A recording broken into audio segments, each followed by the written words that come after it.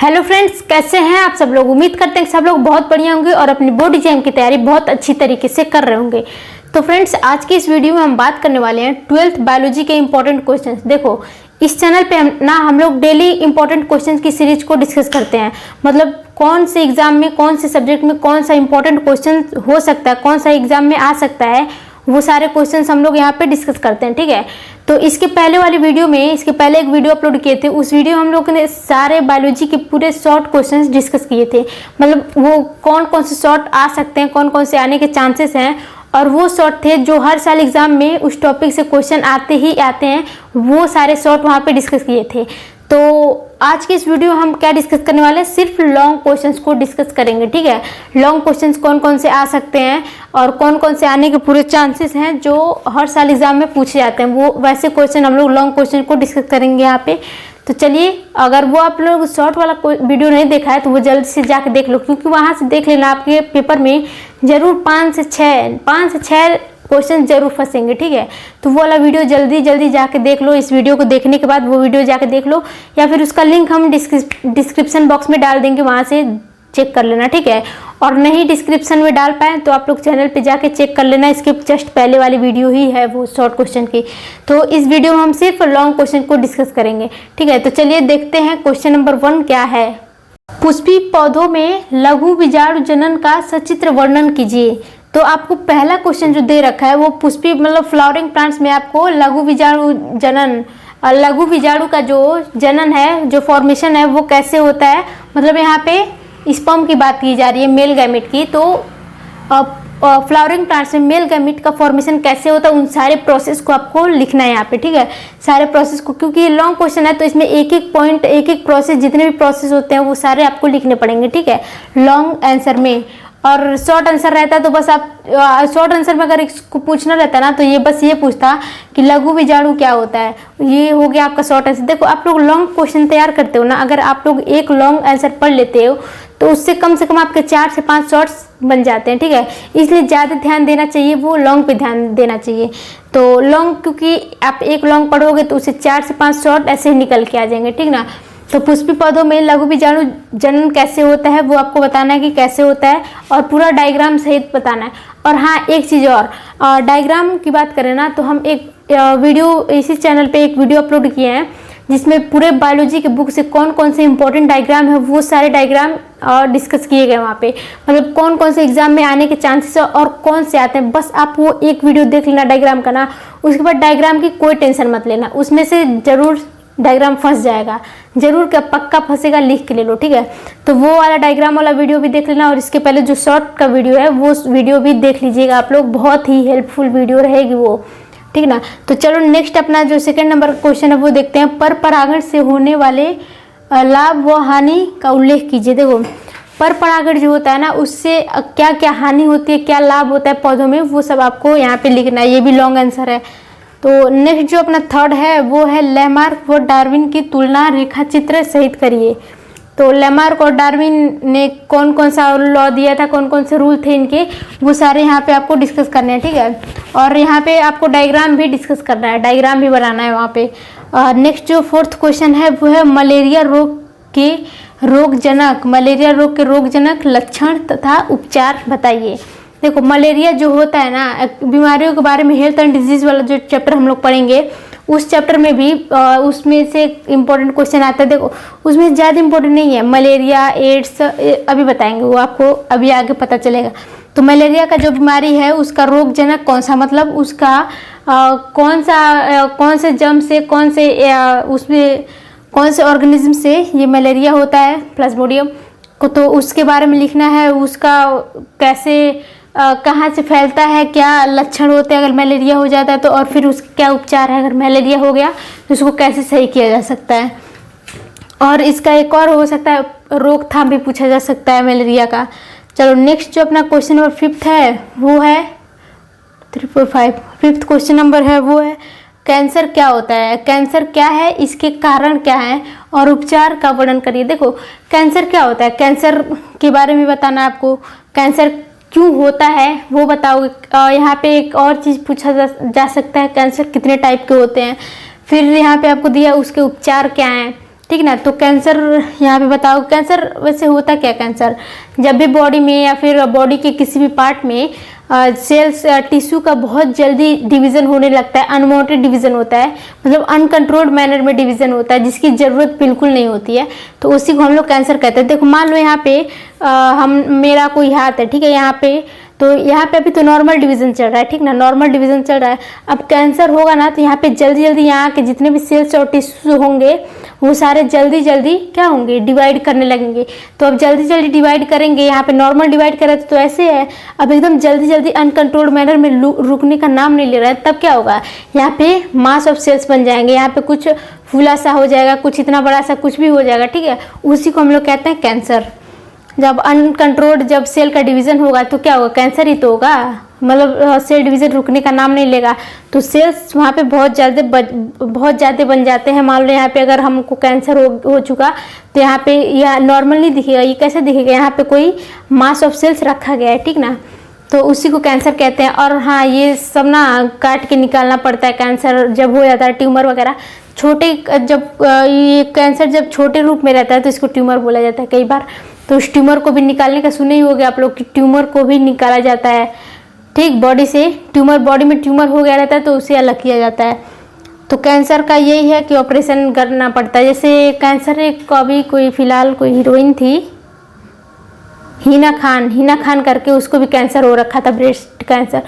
Cancer तो सबको बहुत ज़्यादा लोगों को हुआ है, तो कैंसर के बारे में आपको यहाँ लिखना है, ये नहीं जानना है कि किसी हीरो को हुआ था, कौन से हीरोइन को हुआ था। नेक्स्ट जो अपना क्वेश्चन नंबर 6 है वो है आनुवंशिक कूट क्या है, इसकी आनुवंशिक कूट क्या है, इसकी विशेषता लिखो।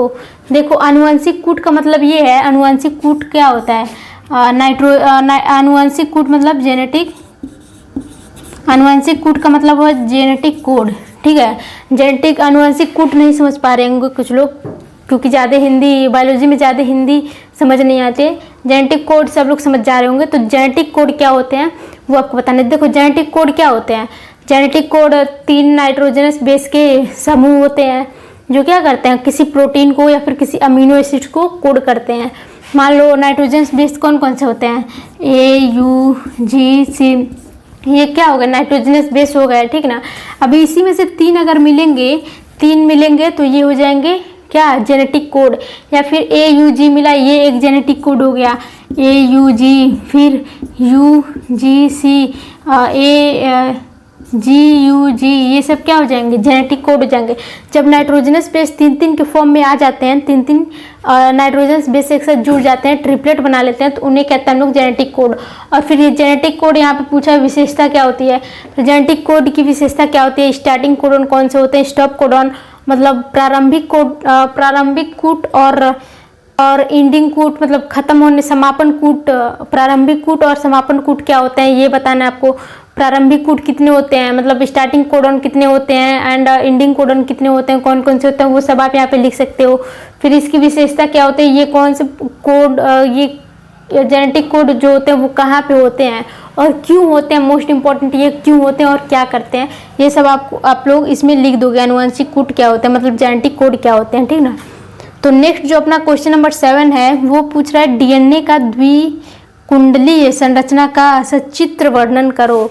देखो इसको ना आप लोग मोस्ट इंपॉर्टेंट मान लो, मोस्ट इंपॉर्टेंट क्यों, मोस्ट इंपॉर्टेंट तो सभी क्वेश्चन है, ये मोस्ट इंपॉर्टेंट सिर्फ मोस्ट इंपॉर्टेंट का मतलब ये है कि ये डीएनए का जो स्ट्रक्चर है वो सिर्फ आप लोग यहाँ नहीं पढ़ोगे, इसको आप लोग इंटर के बाद अब अगर कहीं साइंस ले रहे हो तो 12th के बाद आप लोग कहीं भी पढ़ो, बीएससी करो, कुछ भी बीएससी करो अगर बायोलॉजी से, तो डीएनए आपका पीछा कभी नहीं छोड़ेगा। इसका स्ट्रक्चर बढ़िया से पढ़ना, ये आगे भी आप लोग का काम देगा।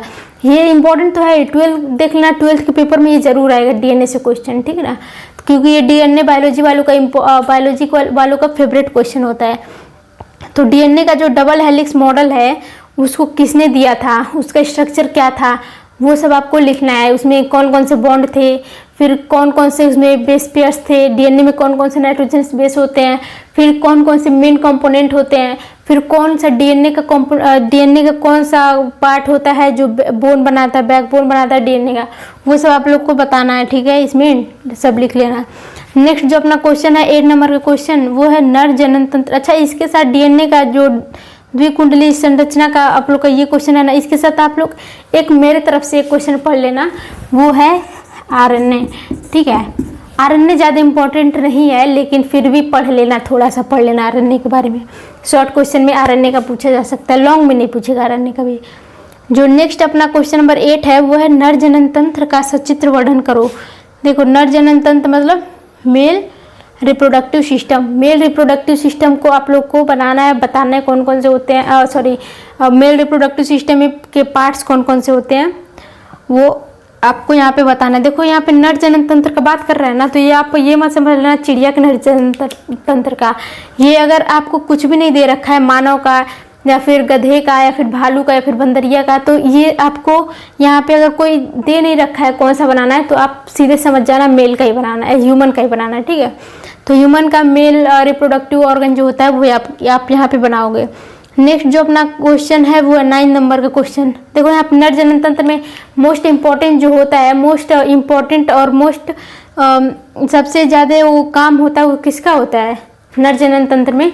टेस्टिस का। से टेस्टिस मोस्ट इम्पॉर्टेंट ये है, सबसे वो रोल प्ले करता है, इंपॉर्टेंट रोल प्ले करता है टेस्टिस। ठीक है, उसमें सारे एसेसरी ग्लैंड्स भी होते हैं और सारे एसेसरी पार्ट्स भी होते हैं जो यह टेस्टिस की हेल्प करते हैं हार्मोन वगैरह रिलीज करने में, या फिर कोई सीमेन वगैरह सब रिलीज करते हैं, वो सब भी पार्ट होते हैं, लेकिन मोस्ट जो इम्पोर्टेंट होता है वो टेस्टिस होता है।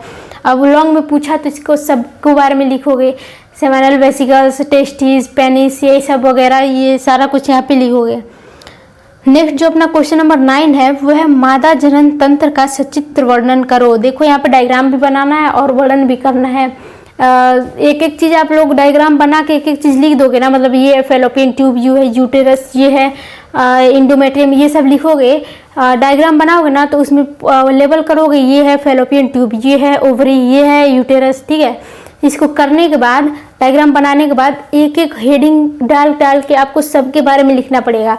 ओवरी लिख रहे हो तो ओवरी क्या है, ओवरी एक हेडिंग बनाए, फिर ओवरी के बारे में 4 लाइन लिख दिए। फिर फैलोपियन ट्यूब क्या है, फैलोपियन ट्यूब का बनाए, 4 लाइन उसके बारे में लिख दिए। फिर यूटेरस क्या है, यूटेरस इंडिकेट करे हो, यूटेरस उठाए, यूटेरस हेडिंग डालो, यूटेरस के बारे में 4 लाइन लिख दो। ऐसे आपको क्वेश्चन का आंसर करना है। ठीक ना, तो ये मादा जनन तंत्र का सचित्र वर्णन करो।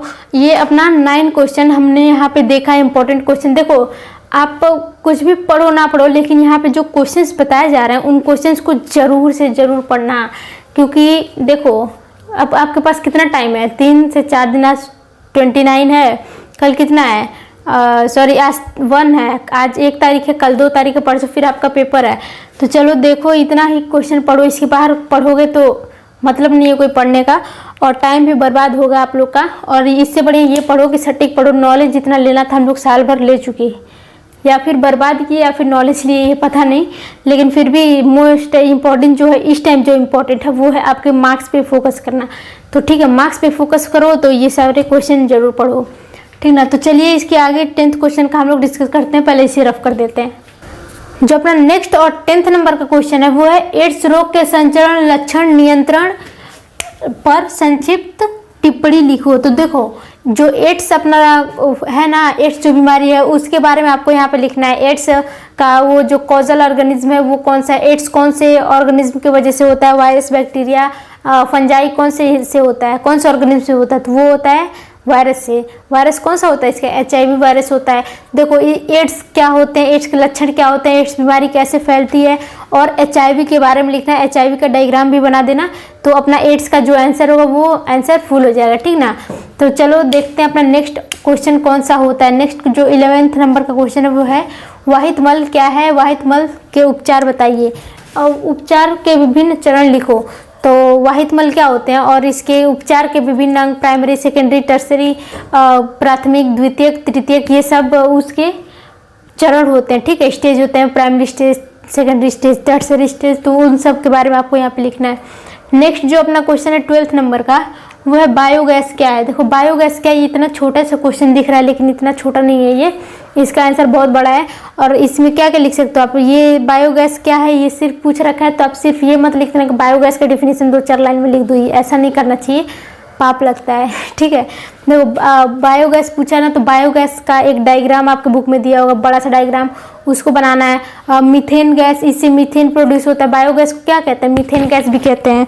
ठीक है, तो उसका बड़ा सा डायग्राम भी बनाओगे आप लोग। फिर बायोगैस क्या होता है, बायोगैस के यूज़ क्या क्या है, इससे क्या क्या यूज़ हो है इसके, और बायोगैस की लाभ हानि, ये सब लिखोगे आप लोग। ठीक है, नेक्स्ट जो अपना क्वेश्चन नंबर 13 है वो है परिवार नियोजन। देखो कुछ एग्जाम में ये भी मोस्ट इंपॉर्टेंट लगा देना, मोस्ट इम्पॉर्टेंट परिवार नियोजन। देखो परिवार नियोजन आपके लॉन्ग में आएगा, शॉर्ट में आएगा, या फिर वेरी शॉर्ट में आएगा।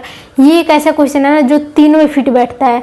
परिवार नियोजन वेरी शॉर्ट में नहीं, लेकिन शॉर्ट और लॉन्ग में आ जाता है। परिवार नियोजन भी पढ़ लेना, किसी न किसी में आ जाएगा, शॉर्ट में या फिर लॉन्ग में। तो चलो नेक्स्ट जो अपना 14 नंबर क्वेश्चन है वो है हमारे समाज में पुत्रियों को जन्म देने का दोष महिलाओं को दिया जाता है। ठीक है, हमारे देखो क्या होता है ना सोसाइटी में अपने, अक्सर आप लोग देखोगे मूवी में या फिर कहीं भी असली में भी देखे होगे, कि असली में तो देखने को नहीं मिलता है, मूवी में ही मिलता है ये, कि अगर किसी की घर लड़की पैदा हो जाती है, ठीक है, लड़की पैदा हो जाती है, तो उसको उसके घर के जो जेंट्स होते हैं या फिर उसके घर वाले होते हैं वो लेडीज़ को बहुत पीटते हैं, बहुत उसको अनाप शनाप बकते हैं, गालियाँ वगैरह देते हैं, घर से निकाल देते हैं, बेटी को मारने की धमकी देते हैं, उसको मारने की धमकी देते हैं। तो क्या होता है इसमें, उन लोग को लगता है कि इस औरत की गलती से बेटी पैदा हुई है। ठीक है, उन्होंने वो यही सोचते हैं कि तेरी वजह से बेटी हुई है, औरत को दोष देते हैं। लेकिन इसमें औरत का कोई दोष नहीं होता है, दोष होता है मर्द का। देखो मर्द का कैसे दोष होता है, कोई आदमी है ना, तो उसके में क्रोमोसोम कैसे होते हैं, एक्स और वाई क्रोमोसोम होते हैं किसी भी मेल में, और फीमेल में क्या होता है, फीमेल में सिर्फ एक ही क्रोमोसोम, एक ही टाइप के होते हैं, वो है एक्स क्रोमोसोम। ठीक, तो एक्स और वाई जब मिलते हैं तो क्या बनता है, लड़का बनता है, और एक्स मिलते हैं तो लड़की बनता है, लड़की बनती है। तो देखो एक मेल का और एक फीमेल का, अगर मेल का एक्स और फीमेल का भी एक्स, मतलब अगर फीमेल का एक्स और मेल का भी एक्स मिला, देखो फीमेल का एक्स और मेल में एक्स जो है वो मिले तो क्या बने, एक्स और एक्स लड़की ही तो बनी, तो लड़की बनी। अब फीमेल की गलती इसलिए नहीं है क्योंकि उसमें वाई क्रोमोसोम है ही नहीं। ठीक है, उसमें वाई क्रोमोसोम मतलब लड़का पैदा करने वाला उसमें कोई वो ही नहीं है। तो फिर किसकी गलती है, मेल की गलती है, क्योंकि लड़की होती है तो भी मेल की गलती है, और लड़का होता है तो भी मेल की गलती है, क्योंकि वाई क्रोमोसोम अगर वो अपना देगा इसको तब जाके लड़की होगी। अगर वो एक्स ही दे दिया, अगर वहाँ से मेल से एक्स क्रोमोसोम आ गया तब कैसे लड़की होगी, नहीं होगी ना, सॉरी, तब कैसे लड़का होगा, एक्स क्रोमोसोम आया और इसका भी एक्स, तो क्या होगा, लड़का नहीं होगा, लड़की ही होगी। ठीक ना, तो इसमें जो गलती होती है वो गलती किसी की नहीं होती, ये है कि मतलब उसका जिम्मेदार जो होता है, लड़का पैदा करने का जिम्मेदार वो होता है मेल। ठीक है, नेक्स्ट जो अपना क्वेश्चन नंबर 15 है वो है पुनर्योगज डीएनए तकनीक क्या है, इसकी प्रक्रिया को समझाइए। देखो रिकॉम्बिनेंट डीएनए टेक्नोलॉजी जो है ना उसको बारे में आपको बताना है, एवं चिकित्सा में उपयोग भी लिखिए। और रिकॉम्बिनेंट डीएनए टेक्नोलॉजी क्या है, इसके उपयोग क्या क्या है मेडिकल लाइन में, ये सब आपको लिखना है।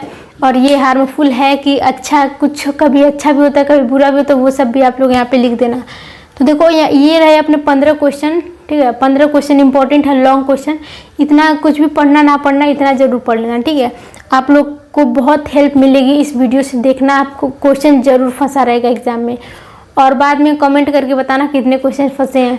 तो चलो ठीक है, इतना तैयारी करिए आप लोग 15 क्वेश्चन की, और इसके पहले जो शॉर्ट क्वेश्चन बताए गए हैं उस शॉर्ट क्वेश्चन को भी ज़रूर देखना। ठीक है, तो चलो, और हाँ 3 वीडियो आप लोग जरूर देखो, ये वाला और इसके पहले जो शॉर्ट बताए गए हैं वो भी डिस्क्रिप्शन में लिंक डाल देंगे, वो भी देख लेना। और एक और है डायग्राम वाले वीडियो, उस चैप्टर में उस वीडियो हम सिर्फ और सिर्फ डायग्राम को डिस्कस किए हैं कि कौन कौन से डायग्राम आपको पढ़ना है, 2 दिन का टाइम है, वो वीडियो भी देख लो, डायग्राम को प्रैक्टिस कर लो। ठीक है, तो चलिए नेक्स्ट वीडियो में डिस्कस करते हैं इसके आगे के बारे में। तो इतना पढ़ते रहिए और फिर मिलते हैं नेक्स्ट वीडियो में, तब तक के लिए बाय बाय।